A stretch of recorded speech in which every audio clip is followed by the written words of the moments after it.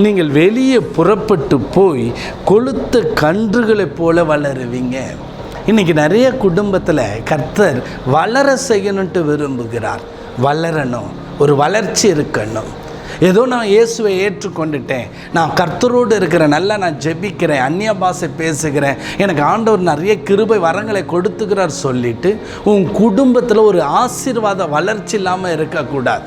ஆசீர்வாதத்தின் வளர்ச்சிக்குள்ளே கடந்து போகணும். உன் கணவர் நல்லா வேலை செஞ்சு சம்பாதிக்கணும், அல்லது அது தொழில் செஞ்சு அந்த தொழில் வளர்ச்சி அடையணும். உன் பிள்ளைங்க படிப்பில் வளர்ச்சி அடையணும். உன்னுடைய குடும்பம் ஒரு வளர்ச்சிக்குள் பாதைக்குள்ளே கடந்து போகணும். அதுதான் கர்த்தர் செய்கிற காரியம்.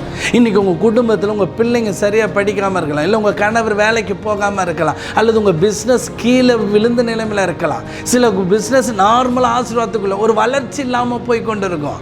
ஆனால் அவருடைய விருப்பம் என்ன தெரியுமா? உங்கள் வீட்டில் உங்கள் பிள்ளைகளும் உங்கள் ஆசீர்வாத ஊற்றுகள் எல்லாமே கொளுத்த கன்றுகளை போல வளரணும். அதுதான் அவருடைய திட்டம், அதுதான் அவருடைய எண்ணம். ஆண்டவருடைய பிள்ளைங்களை வளர வைக்கிறதுல அவர் ரொம்ப இருப்பார்.